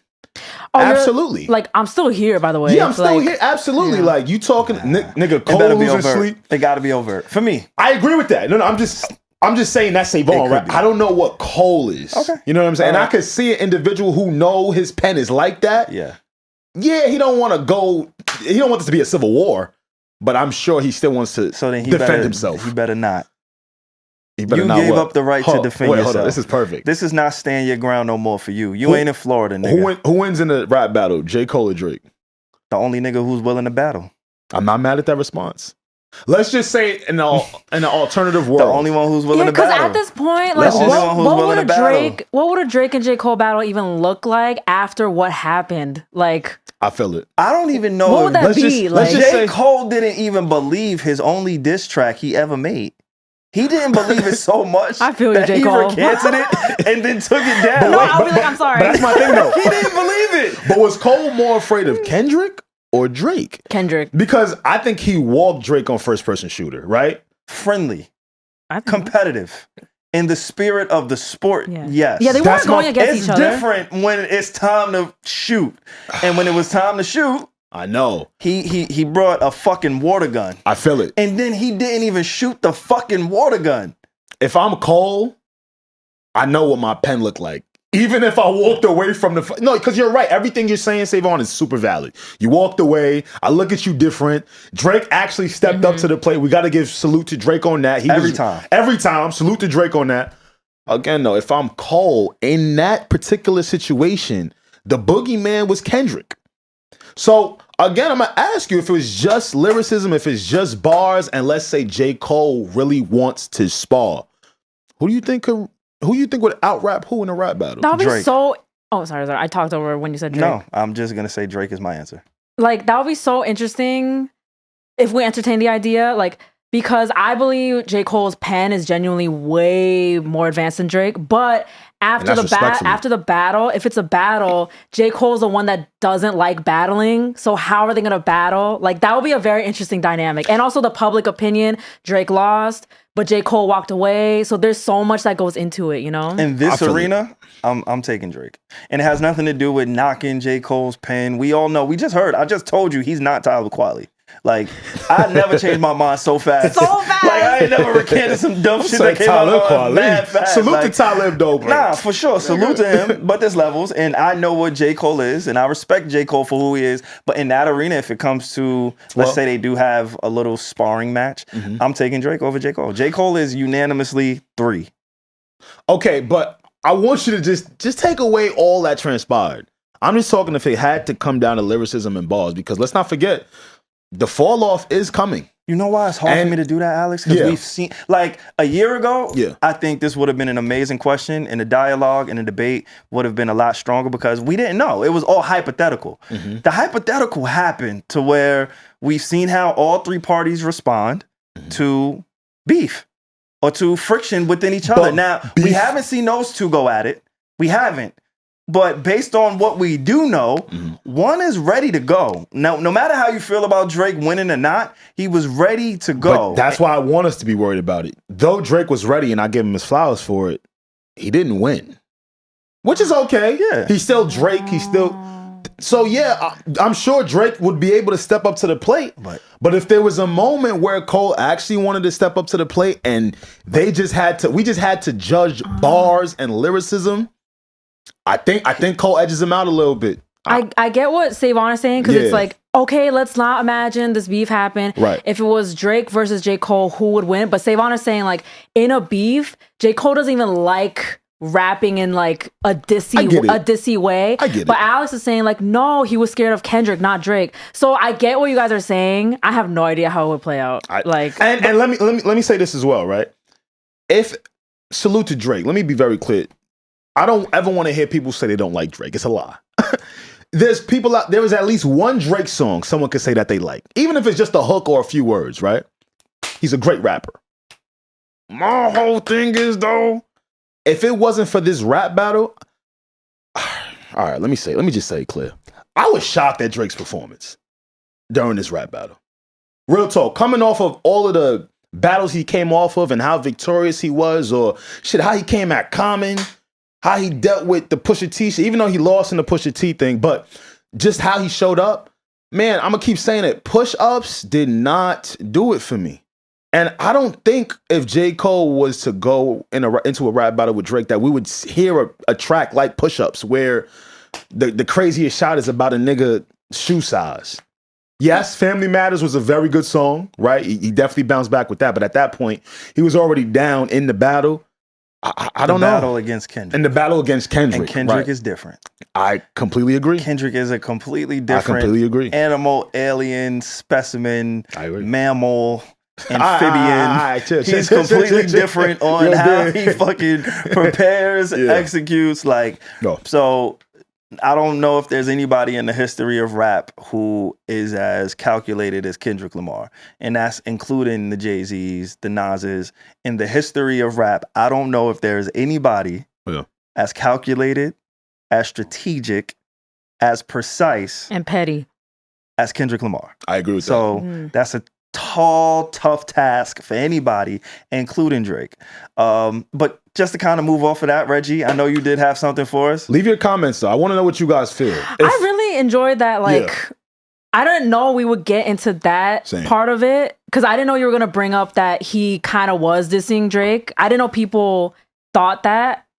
I thought people were coming at I thought people were like, guys, why do you think he dissed Drake? But honestly, you made a compelling case. I appreciate it. And if he was dissing Drake, what was the point of that? Like, was it in a just reference way or in a slight way? I love that conversation.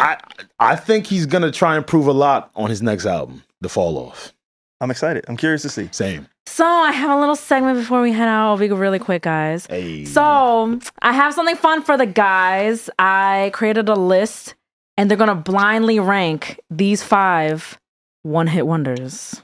I like this. I will write down your rankings because it's a lot to keep track of. Okay, are these one-hit wonders across all genres? Hip hop and R&B. Okay, all right. Around the 2000s. Okay. I did narrow it down because that's a big scale. Okay. Okay, so I sent, I would play it myself, but only one person is allowed to connect to the Bluetooth. That's not true. I don't even want it. To be honest. Where'd you send it? In the chat. It's a video. Don't play it yet. I'm not playing anything. So. I'll let you control my phone. Oh, really? Oh my God, guys, he's letting me hold his phone. Yeah. I do not let anybody else hold my phone because I have a bunch of weird things on there. I have nothing to hide. Wait, why is it? Oh, the volume. Okay. I'm an open book. So each song will play for 10 seconds. Okay. Actually, this is kind of like another game show because if you guys don't recognize a song, you also look crazy. So rank these 1 through 5. You don't know what's coming next. Be very strategic with this because you don't know if I put the best songs in the beginning or the worst songs. And if you aren't strategic, your list is going to wind up looking crazy. Okay. Where do you rank? Oh. No, I was just going to ask Kieran to keep me and Alex's tracking because I'm sure we're going to have different rankings, right? Okay. That's it.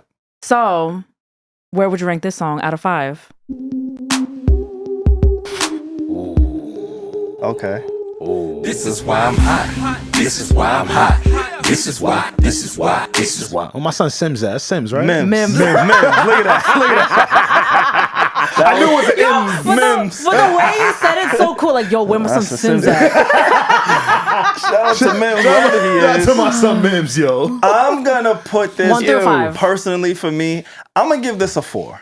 I'm gonna give this a 4. I remember when this came out. I got tired of this song rather early, but I do appreciate what it did in that moment. So I'm gonna give This Is Why I'm Hot a 4. Are you saying this with, like, in hindsight? Because at the time, no, at the time it was great. Those middle school dances, SaVon. I think and then the remix. This is why we hurt.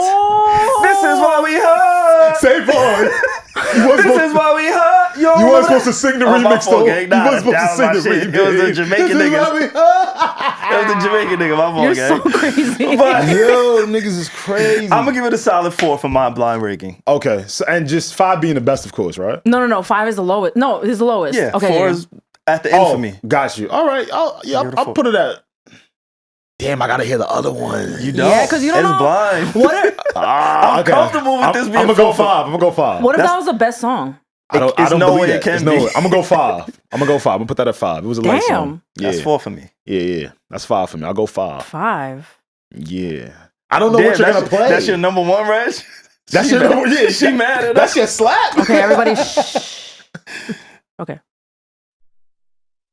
What we got here? Yeah, let me see what she got. It better be some. Oh, come on.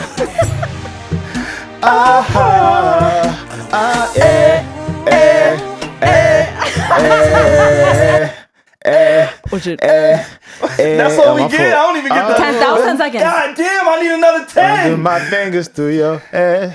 Me up in your bed. I love you till your eyes roll back. I'm trying to. Yo, I had no business listening to this at 11 years old. That is a fact. Okay, 1 through 5. This, I'm gonna go 2. Damn, I'm gonna go 2 as well. This is number 2 for me. I'm gonna go 2 as well. I want to say 1. I'm really close to saying 1. Shout out to the Dream. I was almost there. His pen was going crazy on that song. Yeah. Jay Holiday. I don't know if he's a 1 hit because he did have Suffocate. But that's 2 hits. But I'm gonna give you the 1 hit. Breathe. Was that That's the same thing. When you talk to me. That ain't That's Suffocate. Suffocate. Oh, I'm bugging. My memory is so shitty today. He's like, shout out to my son Sims. I'm bugging today. My fault. I feel like there's gonna be one that really rocks my socks. All right, so I'm gonna give that a 2. All right, bet. That was silly. Let's go. Only 3 more, guys. Don't Okay, worry. that was harder. I got that drink in my cup. Hold up. That's my. I keep that drink in my shit, nigga. Every week I keep a drink in my cup. And it didn't even get to the girl. I know how no you really want somebody. So that's Kurt Cobain's Drinking My Cum. Yeah. Oh, sorry, we haven't been saying the names, but whatever. No, I said Sims instead of Mims. This is why I'm okay. I got it. I'm gonna go 3. 2, 3, 4. Yeah, that's 3 for me. Okay, 3. Drinking My Cup. Damn, that's my number 1. Kurt Cobain's. I was a big Kurt Cobain's. Can't Like front. he had an era. Like he had an era. Wait, did he have And another, then shout did he out have to another song? 10 vocals. Yeah, big shout out to 10 vocals. What up? Cause he remixed that crazy. Shout out to 10 vocals. Wait, what was New Kurt York Cobain's other song? He had a few. Didn't he have a few with Chris Brown too? Oh no, I'm thinking the Kid Ink. No. The K's? Yeah, I'm thinking the Kid Mims. Ink. Yeah, goddamn, these So one hit wonder SaVon niggas. has 1 and 5 left. Yes. Alex, what's I ain't your gonna answer? lie. I'm gonna put that at 1. That song had me in a severe chokehold. Oh my God. Like Me and my friends when we were young, front. before we would pregame, and we were Yeah. like young, like, and we would play this song just like in the pregame, like that's a good idiots. one. Not like, even knowing he talking about lean. Okay. allegedly. Oh, my fault. So he took 1, 2, 5. Yeah, 1, 2. Alex 5. has 3 and 4 left. SaVon Yes. has 1 and 5 left. Here we go. We're almost done. Damn, I probably wasted 1. Oh, lit.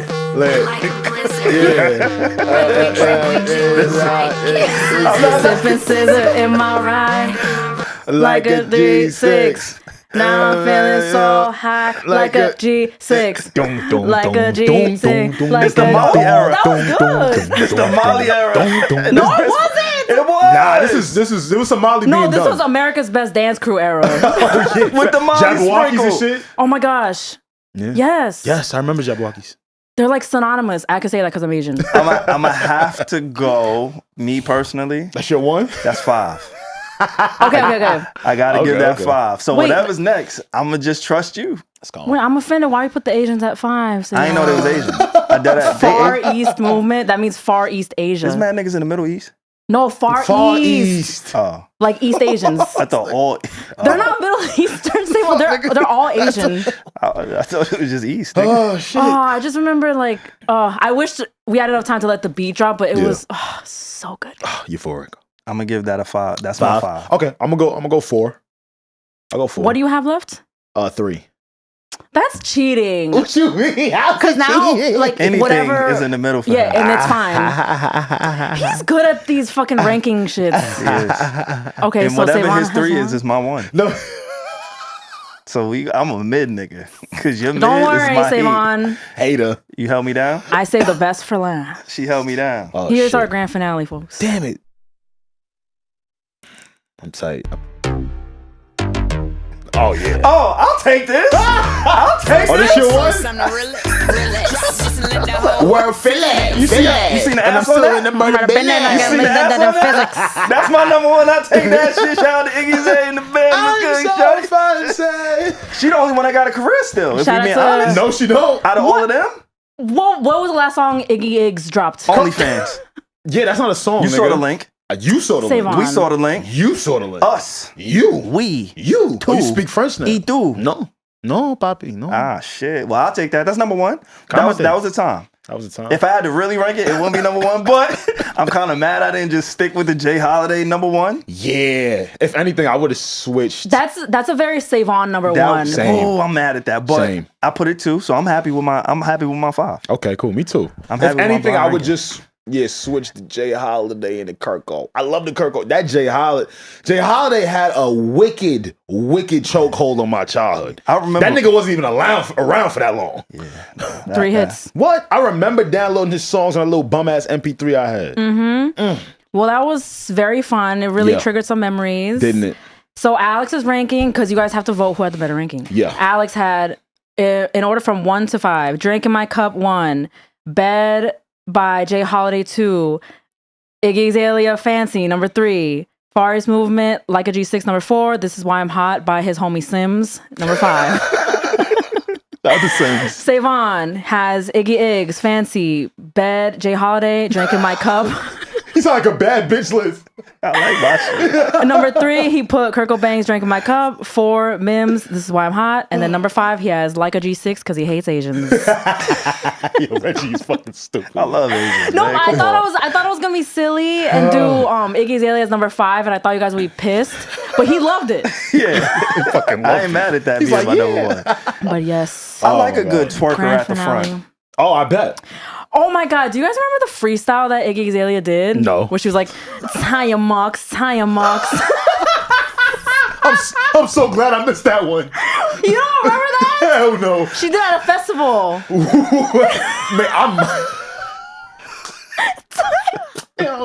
shout out to Iggy, And yo. then she was like, window.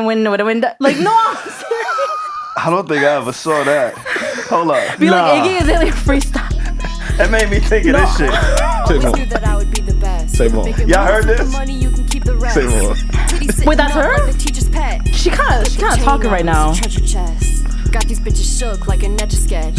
We're not doing 69, how we neck and neck. Made 100, haven't even had breakfast. Is that Blueface BM? Bitch, what we doing here? What we doing here? Wait, that's her? Scuba gear. What you do this SaVon, answer us. I don't know. It's white girl. It's a white girl going crazy. I thought that was Hawk Tour. Grown women still have my parents on my ass. Hey. Keep your boyfriend. I'm not caring about his ass. Never been a Karen. Only thing I'm caring about is cash. Cash, nigga. Did she say into Kieran? She ain't say I ain't care about nothing. I'm sorry, we can't end on this. I just texted you a video of the freestyle that I'm talking about. I swear I wasn't exaggerating. Now, white girl raps, they hard, I guess. Shout out to Shits and Gigs. You feel good? No. Please listen to this. I feel fucking hot. This Iggy Azalea? Hold on here. Tire marks. Finish line with fire marks. It gets better. Runaway start to a runaway train. Master, she know the pants got spit like a pastor. Raptor, bedroom, did like go like dash, faster, motorbike faster. He gotta get a bitch, rock on raptor. White bitch, go back to go like a woo.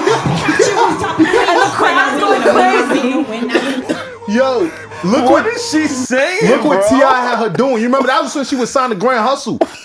Look what Tip had her doing, yo. She was like, wait, tie your mugs. She tried to turn into T.I. What did she say? Nah, tie your marks. She did all the with the fire marks. Fire marks. Wait, why did she name all the Santa Claus reindeer?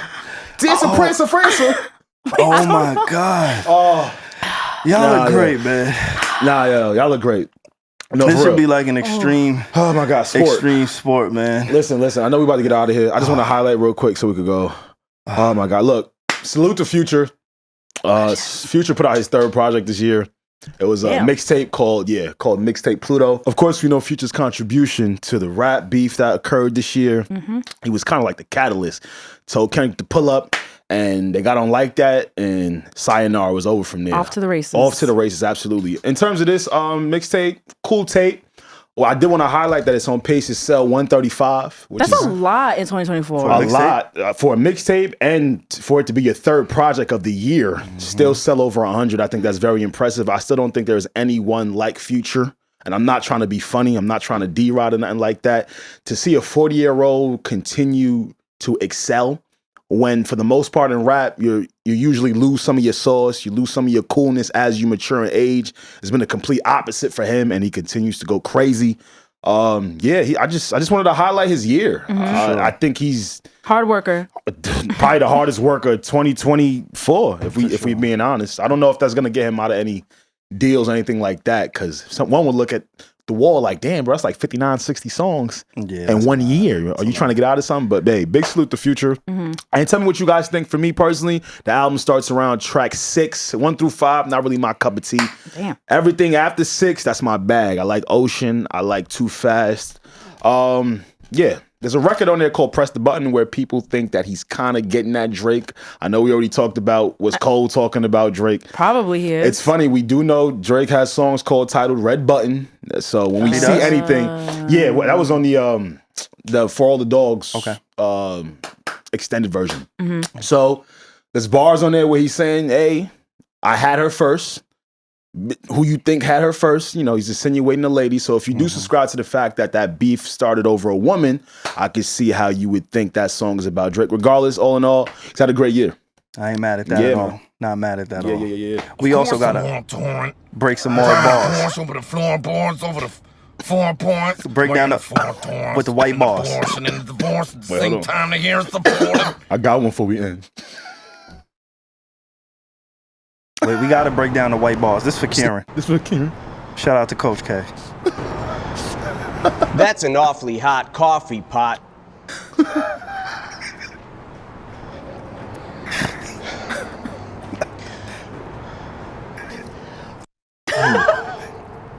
We just gonna run that back. That's it.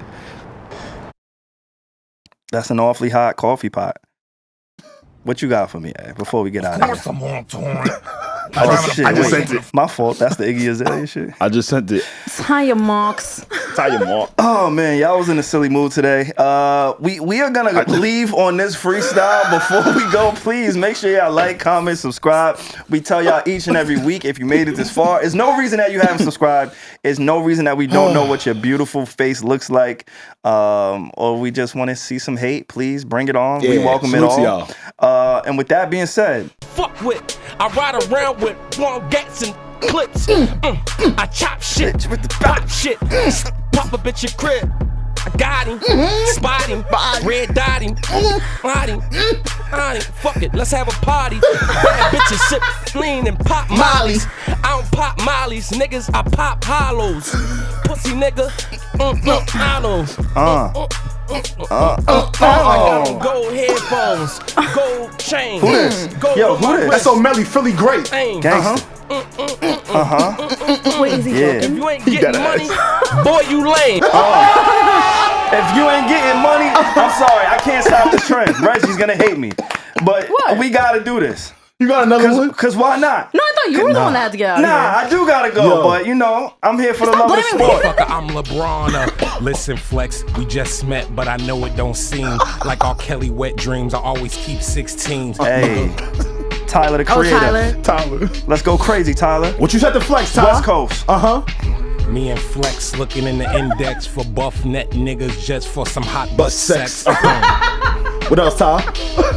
What else, Ty? Come back. You gotta get the Diddy on. Go with that verse. You think Diddy called him after that bar like, oh, I gotta sign you to Bad Boy? Yeah. Listen He's to like, I like that. He had to, right? Me and Flex looking in the index for buff net niggas just for some hot butt sex. What else, Ty? With the gang. Hey man, gang. See y'all later, man. What's going on, Need to Know Podcast family? You are about to tap into our Patreon. We promised y'all, we told y'all, we've been giving it up crazy over there. Y'all about to get a snippet. Please do not judge me. Don't judge us. Don't judge all of us. Yeah, because we really give it up over there. I've been loving the episodes that we've been doing. I have. We've been doing them in the comfort of our homes, but the content has still been as if we're in the studio. Very intimate. Yeah, for sure. And if you enjoy what you're listening to, what you're about to hear, that is available in the description below. So please make sure y'all click there, tap, sign up. We are giving y'all extra episodes every single week. We are not missing any weeks. That's 2 episodes a week from the Need to Know Podcast. I'm going to shut the fuck up because I know y'all really want to hear this content. So please make sure y'all tap in. We hope y'all enjoy. Start y'all week off. Again, that's every single Monday. Y'all are getting new episodes. Alex, Regi, how y'all feel? Feeling great. Patreon.com/Need to Know Podcast. Meet you over there. So what's up, everybody? Welcome back to our Patreon. If you watched the last episode, SaVon said we are no longer introducing ourselves because it is pointless because you guys know us. That's why you're subscribed to this. So hello, we are back. We're back. This is a very exciting episode. And also I want to encourage you guys to do this because something great happened from this. Shout out to Austin. I have his comment right here. He's a subscriber and he really gave us pretty much the whole basis of this episode. So please, we encourage you guys. He left a comment. He suggested a topic. You could ask us things, advice, but he left a topic and he was like, do you guys collect any physical media? You know, with you guys being in the music industry, Alex being so heavy into music, Regi in journalism, it'll be interesting to hear your thoughts on like, you know, digital versus physical. And thank you to Mason who threw this in the chat. I don't know if it was Kieran or Mason, but I literally saw this and I was like, boy, do I have something for something for you, Austin? I do. I have a treat for you. Low treat. But I mean, before I go off, I just feel like I'm going to be talking a lot. So I just want to check in. How are you guys doing? I just want you guys to talk a little bit first because I'm about to take this off the fucking rails. Let go. We're feeling amazing. You guys answer, please. I feel great. And out of embarrassment, like normally I don't do things and know I'm going to come in third place. But since today, I feel like I'm not going to have much to contribute. I'm going to just put my glasses on because I may be looking down while listening. No. As far as physical media, though, I haven't really collected physical media. What I do like to do is I like to buy my favorite artist merch or an album. I'll buy the merch. Or I like to physically purchase. Well, I guess it's not physically. It's still digital. But I like to buy music. Like when I really fuck with an artist or I really fuck with an album, I like to buy the music, but I'm not really a collectibles guy. As y'all know, I do a lot of moving around. So I don't like to hoard. Yeah, I can't really hoard things as much as I would like to. So I don't have a lot of physical media. Wow. I'm so glad you said that word because we literally talked about in the last episode how I am very stable. Like I've lived at the same residence for 20 years, which is why I do think I'm able to hoard these things. Like I think that is really directly correlated with that. That is so interesting. Yeah. I don't have any collectibles. A certain level of attachment to them. Mm-hmm. That makes sense. Your boy don't get attached.